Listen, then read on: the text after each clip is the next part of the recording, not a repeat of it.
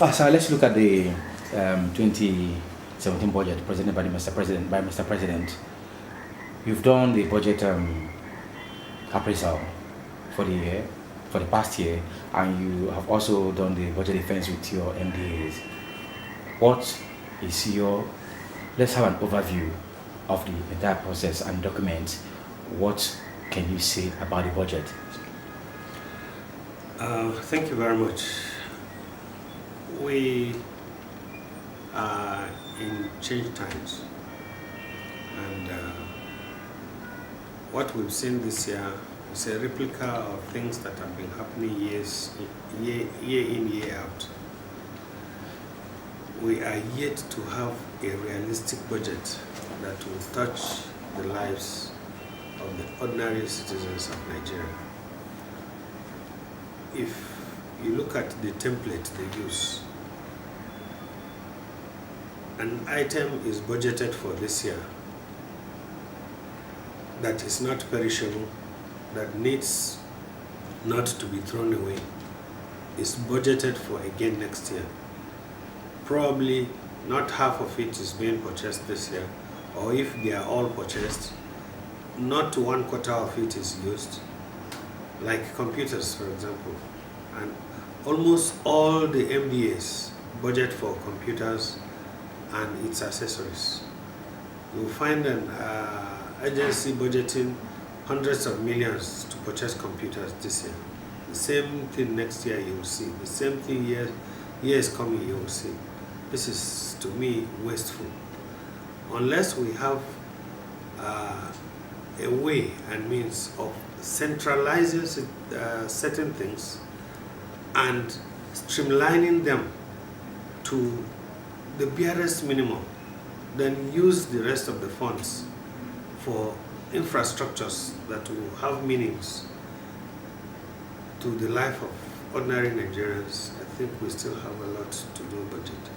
And sometimes or most times when legislators do their work, if they are not satisfied with what legislators do, they say, "You are pardoned." Look at the life of legislators after they leave the assembly. Even if you get 100 million sitting down in your office one day, if you do not take time, you will not leave with a call, because that money goes back to the site. But you have seen in recent times, people are caught with billions of dollars in their bedroom, and it's very sad that things like that are happening in the 21st century. We need to change the envelope system. We need to change the template and do realistic budgets. And when the executive and the legislators that are closer to the grassroots, closer to the people, are involved in budgeting, you will see a lot of things change. So how has the envelope system impacted negatively or positively on the budgetary process? The envelope system just encourages corruption, because you will find that an agency that it's a service-oriented agency that is supposed to be dealing directly with the citizens of this country is underfunded, and ministries and agencies that do less get more funds for no reason.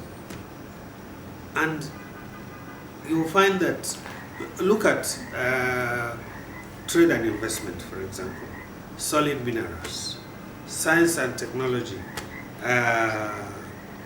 communications technology. These are agencies that are supposed to be actually funded because they create instant employment.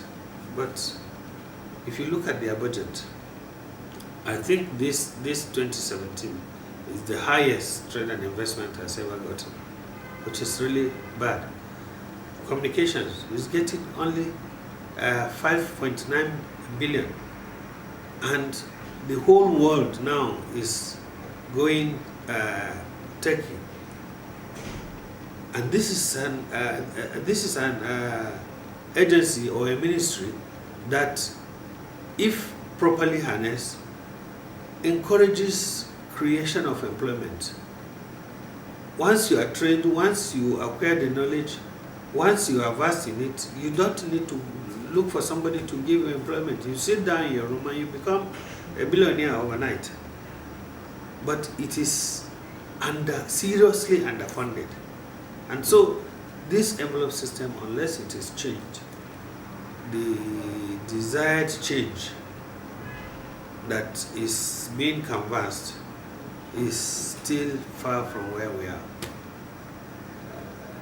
What is happening in your own ministry? My own ministry is the communications technology ministry that I have mentioned. That if you had me on the floor of the House when we were doing the budget appraisal, I said 5.9 billion is grossly inadequate for that ministry. We do not have adequate satellites in the orbit. We do not have a science park. We do not have a science technology park. We do not have anywhere where research is being adequately conducted. But if you look at the budget of the ministry, you'll find there are certain budget items that are not supposed to be there. And so it is very, very necessary that the budget office will have to redirect its interests, will redirect its focus in trying to move this country forward. Look at those areas like solid minerals.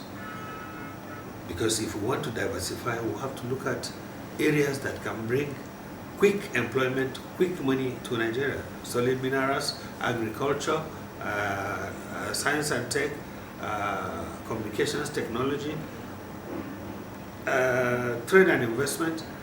If they are adequately funded, and it is not only budgeting for them, funding them. If monies are released for those items that are supposed to be worked on, those items that are supposed to be worked on, if they are truly funded, this country